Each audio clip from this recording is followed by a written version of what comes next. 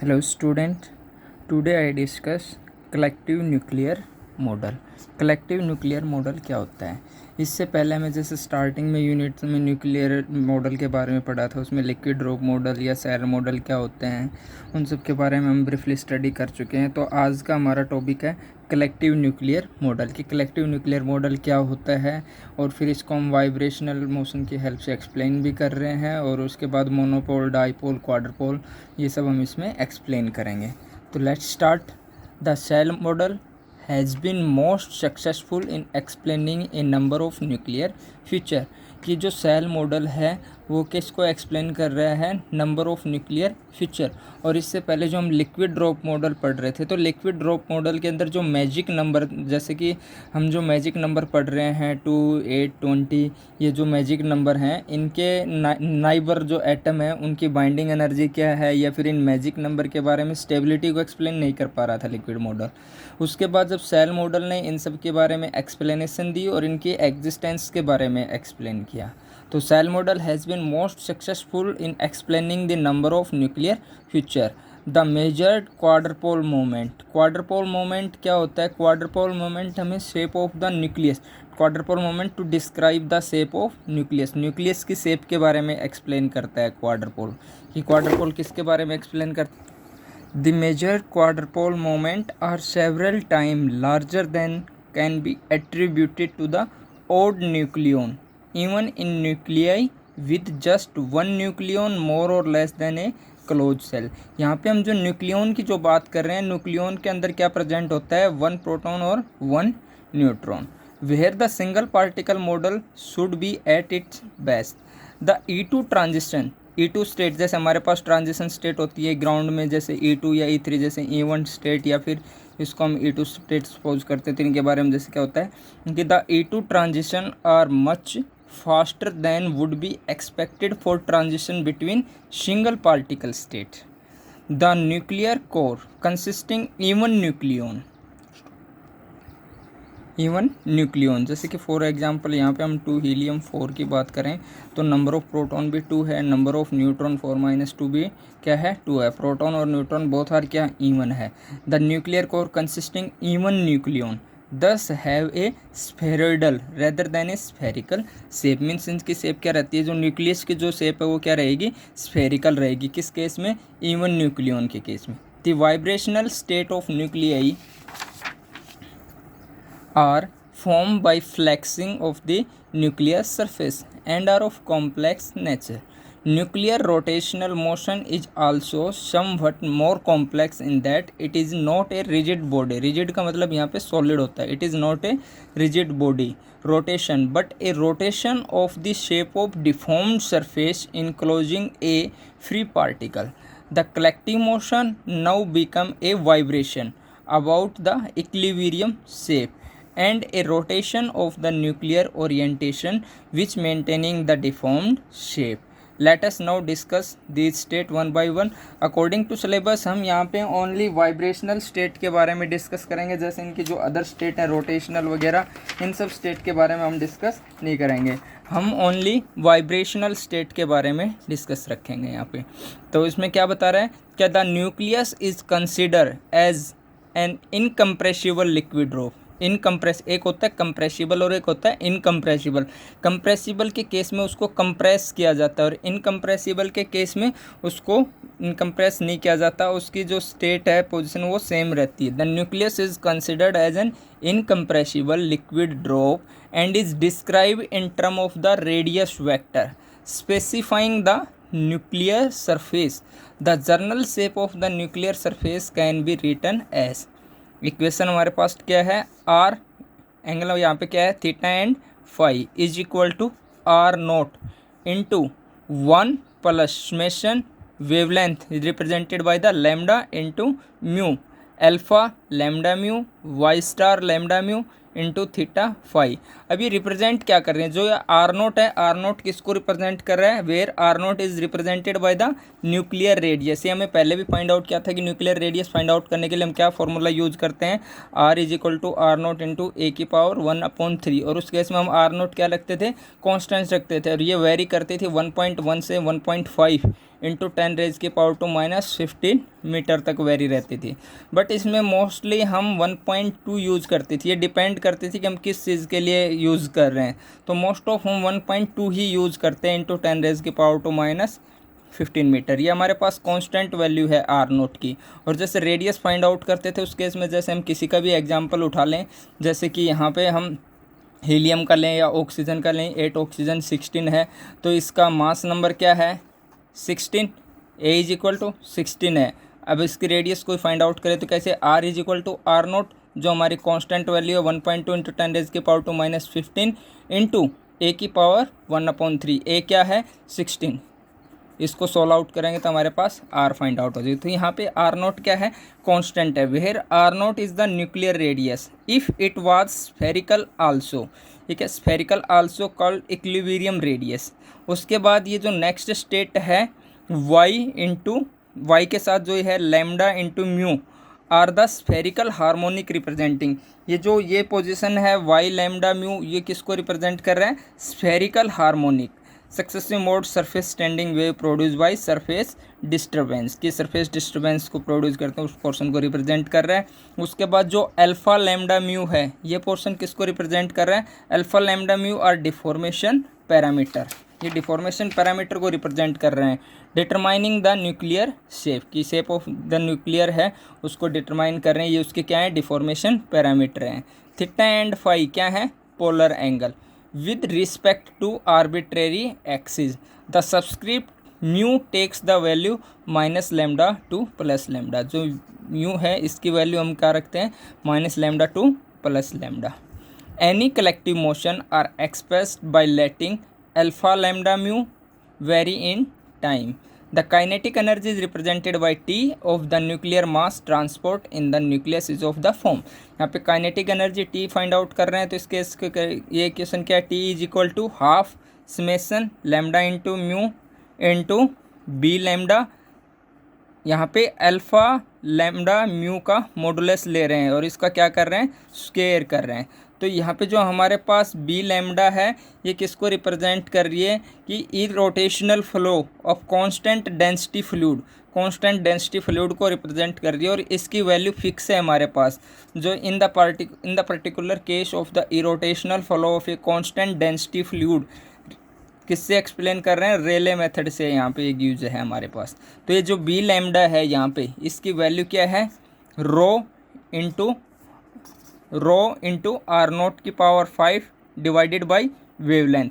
तो यहाँ पे डेंसिटी क्या रहेगी, आर नोट जो कांस्टेंट वैल्यू है वो उसकी पावर आ जाएगी 5 और डिवाइडेड बाय द वेवलेंथ। तो इससे हमारे पास ये बी इंटू जो बी लैम्डा है ये वैल्यू हमें फाइंड आउट हो जाएगी, जो कांस्टेंट डेंसिटी ऑफ फ्लूइड की है। जो इक्वेशन थी बी लैम्डा उसमें क्या बता रहे हैं, where rho is the density of nuclear matter, rho किसको रिप्रेजेंट कर रही है, डेंसिटी ऑफ न्यूक्लियर मैटर को। The potential energy of collective motion is, कि उसकी कलेक्टिव मोशन की पोटेंशियल एनर्जी क्या है, काइनेटिक एनर्जी तो हमें फाइंड आउट कर ली। काइनेटिक एनर्जी क्या था, T is equal to half summation के नीचे लिमिट क्या थी, लैम्डा म्यू, और उसके बाद में क्या था बी लैम्डा और modulus of alpha lambda mu का स्क्वायर, ये तो काइनेटिक एनर्जी थी। और अब हम फाइंड आउट कर रहे हैं पोटेंशियल एनर्जी की, पोटेंशियल एनर्जी क्या होता है। तो potential energy represented by the V is equal to half summation, वही लिमिट सेम है यहाँ पे भी, lambda into mu C lambda modulus of alpha lambda mu का स्क्वायर। काइनेटिक एनर्जी और पोटेंशियल एनर्जी के केस में ये पोर्शन तो हमारे पास दोनों में सेम है, बस डिफरेंस क्या है, यहाँ पे हमारे पास सी लैम्डा है, ये सी लैम्डा किसको रिप्रेजेंट कर रहा है, डिफॉर्मेबिलिटी कोफिशिएंट को। और इन case of the kinetic energy वहाँ पे हमारे पास क्या था, बी लैम्डा। वह काइनेटिक एनर्जी के केस में बी लैम्डा था और इसमें पोटेंशियल एनर्जी के केस में क्या है, सी लैम्डा। अदरवाइज दोनों क्या है, सिमिलर है। तो जो सी लैम्डा है वो किसको रिप्रेजेंट कर रहा है, डिफॉर्मेबिलिटी कोफिशिएंट को, और जो बी लैम्डा है वो किसको रिप्रेजेंट कर रहा था, यहाँ पे कांस्टेंट फ्लूइड डेंसिटी को, ठीक है। उसके बाद क्या है, where C lambda are the deformable coefficient comprise to term, the first of which stream from the surface energy and the second from the Coulomb energy. For the classical liquid under surface tension only, Rayleigh gives C lambda first S into R naught का square into lambda minus 1 into lambda plus 2 2, ये S किसको represent कर रहा है यहाँ पे surface tension को, और आर नोट किसको रिप्रेजेंट कर रहा है कांस्टेंट जो हमारी वैल्यू है आर नोट जो हम पहले पढ़ रहे थे जो 1.2 मोस्ट ऑफ लेके चल रहे हैं इंटू 10⁻⁻⁻15 मीटर। ठीक है, वेवलेंथ -1 या फिर वेवलेंथ +2 ये सब हमारे पास रहेगा। Where S is the surface tension of the classical liquid if liquid is also charge the Coulomb energy is reduce by the distortion. C lambda power यहाँ पे क्या है 2 प्रेजेंट है, सी लैम्डा फर्स्ट ये फाइंड आउट हो गया था, C lambda second इस टाइप से करना है आपको 3/2 pi into Z square into E square, ये सब हमारे पास कांस्टेंट वैल्यू है, ये जेड ई ये सब कांस्टेंट रहेगा। उसके बाद अगर हम फाइंड आउट करें सी लैम्डा किसको रिप्रेजेंट कर रहा है डिफॉर्मेबिलिटी कोफिशिएंट को। अगर इसको फाइंड आउट करें तो सी लैम्डा फर्स्ट माइनस सी लैम्डा सेकंड, इन दोनों को फर्स्ट में से सेकंड को माइनस कर देंगे तो जिस केस में हमारे पास ये रिजल्ट आ जाएगा। तो ये जो equation second and fourth shows that the total Hamiltonian H is given by H is represented by the Hamiltonian. इसकी इक्वेशन क्या है E naught plus summation wavelength comma mu, और यहाँ पे क्या है H lambda comma mu, H represented by the यहाँ पे क्या है हैमिल्टोनियन को। Where E naught is the energy of the nucleus, जो ये ई नोट है ये किसको रिप्रेजेंट कर रहा है एनर्जी ऑफ द न्यूक्लियस को for a spherical symmetric shape. The second term gives Hamiltonian for small oscillation. जो सेकेंड टर्म है एच क्यू किसको रिप्रेजेंट कर रही है Hamiltonian for small oscillation of the system about a spherical shape. The incoherent summation over the individual parameter lambda mu indicate that each of these term has the form of Hamiltonian for a system of uncoupled harmonic oscillator given by this h यहाँ पे क्या रहेगा lambda comma mu is equal to half of B lambda modulus alpha lambda mu का square plus half of C lambda into alpha lambda mu का square. यहाँ पे ये portion हमारा क्या था जैसे काइनेटिक एनर्जी के केस में ले रहे थे, पोटेंशियल के केस में ले रहे थे, यहाँ पे टोटल हम हैमिल्टोनियन फाइंड आउट कर रहे हैं तो एच फाइंड आउट कर रहे हैं यहाँ पे। उस केस के बाद क्या है since the deformation mode of excitation are decouple from each other therefore H lambda comma mu फिर B lambda and C lambda are the constant of motion under these condition. इन सब की value हमें find out कर ली है, H lambda mu की भी या बी लैम्डा की या सी लैम्डा की, सब की हमारे पास वैल्यू प्रेजेंट है। Are constant of motion under these condition the differentiation of equation 8, इस इक्वेशन के बारे में हम स्टडी कर रहे हैं। The differentiation of equation 8 with respect to time gives, इसका डिफ्रेंशिएशन करेंगे तो हमारे पास क्या प्रेजेंट है ये इक्वेशन आ जाएगी।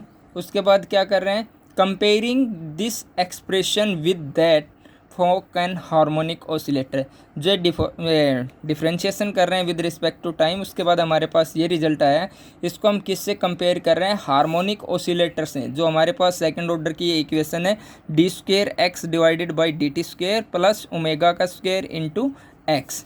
We obtain that the amplitude alpha lambda comma mu undergo harmonic oscillator with frequency.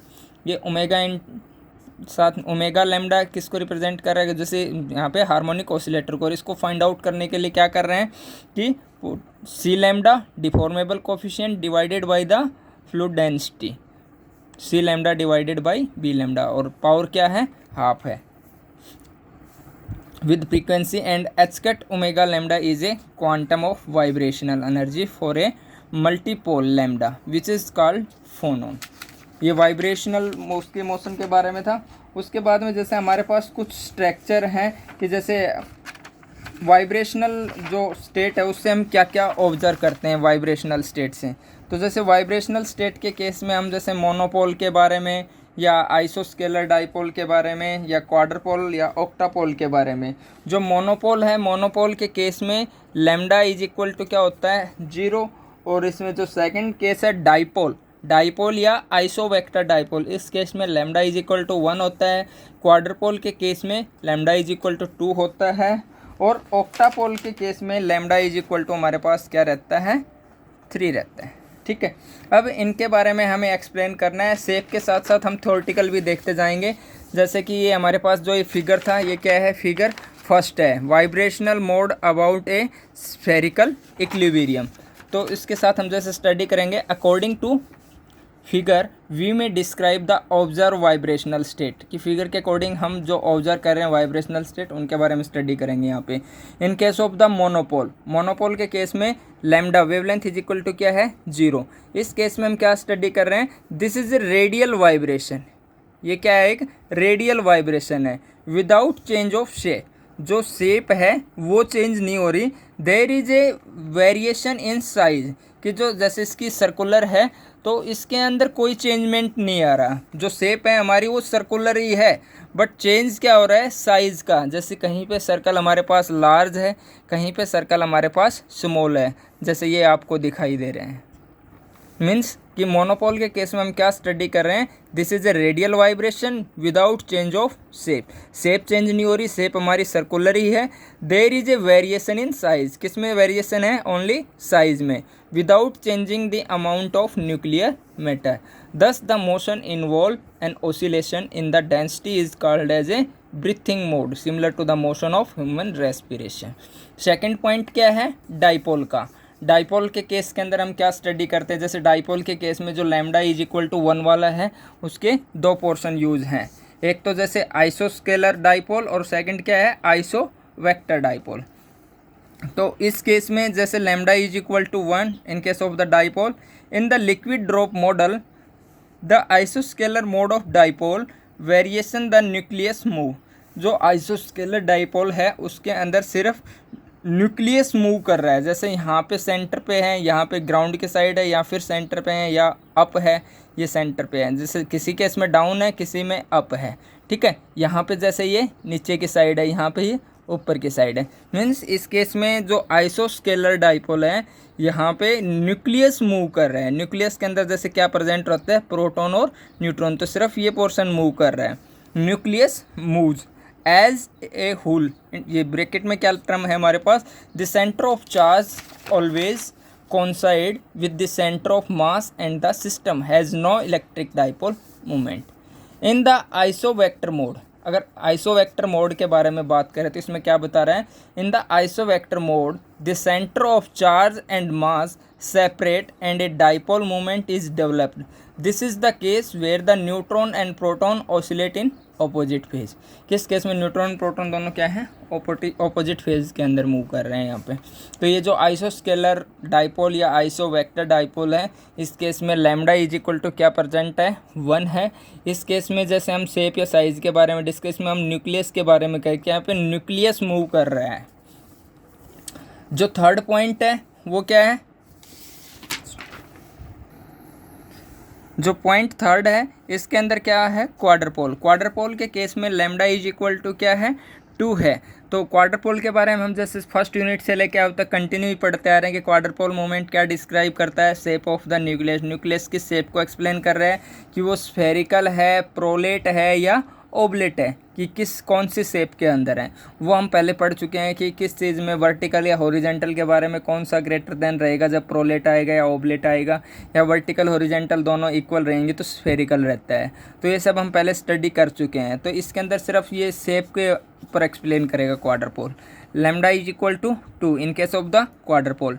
In quadrupole vibration the nucleus change shape. Quadrupole के केस में न्यूक्लियस क्या चेंज कर रहा है shape, from the prolate to oblate, prolate से oblate हो रहा है न्यूक्लियस इस केस में ओबलेट, एंड बैक अगेन। जैसे कि मीन्स हमारे पास क्वाड्रपोल फर्स्ट स्फेरिकल है, फिर वो प्रोलेट में गया, प्रोलेट से ओबलेट में गया, ओबलेट से फिर बैक प्रोलेट में, प्रोलेट से ओबलेट, इस टाइप से कंटिन्यूसली प्रोसेस चल रहा है। The nucleus change shape from the prolate to oblate and back again. The quadrupole vibration is the fundamental mode of a spherical liquid drop as far as the shape of oscillation. In case of the octapole, lambda is equal to क्या है 3 है। तो यहाँ पे हम ऑक्टापोल के बारे में स्टडी करेंगे। तो ऑक्टापोल के बारे में क्या एक्सप्लेन कर रहा है, in octapole vibration the vibration are as depicted in figure D. इस फिगर के अंदर एक्सप्लेन कर रखा है कि ऑक्टापोल के बारे में क्या एक्सप्लेन है। According to the collective model the electromagnetic radiation field produce during a transition from the first excited vibration state to the ground state result from a rearrangement of the nuclear charge from a spheroidal to a spherical distribution. Under this process, the angular momentum change of lambda is equal to 2, and the electromagnetic radiation emitted has the characteristics of E2 transition. Since pairing force depress the energy of the ground state of even nuclei relative to level predicted by cell model. No low energy individual particle state exist, and state formed by collective motion can more easily be observed. The first excited level of most even nuclei is formed by the lambda is equal to 2 quadrupole surface vibrational state and is generally known as one phonon state. तो इसके अंदर हमें जैसे क्वाड्रपोल के बारे में भी study कर रहे हैं, मोनोपोल या आइसोस्केलर डाइपोल, और स्टार्टिंग में जैसे हम देखें तो हम कलेक्टिव मॉडल क्या होता है, या फिर उसके बाद में हम उसकी ओनली सिलेबस के अकॉर्डिंग वाइब्रेशनल स्टेट के बारे में एक्सप्लेन कर रहे हैं। वाइब्रेशनल स्टेट के बारे में कि उसके बाद में जैसे एक फिगर लिया और फिगर के बेस पे हम एक्सप्लेन करते हैं कि ऑब्जर्व वाइब्रेशनल स्टेट क्या क्या है, उन स्टेट के बारे में जैसे मोनोपोल, डाइपोल, क्वाड्रपोल या ऑक्टापोल, इन सब के बारे में स्टडी किया है हमें। तो थैंक्स फॉर वॉचिंग।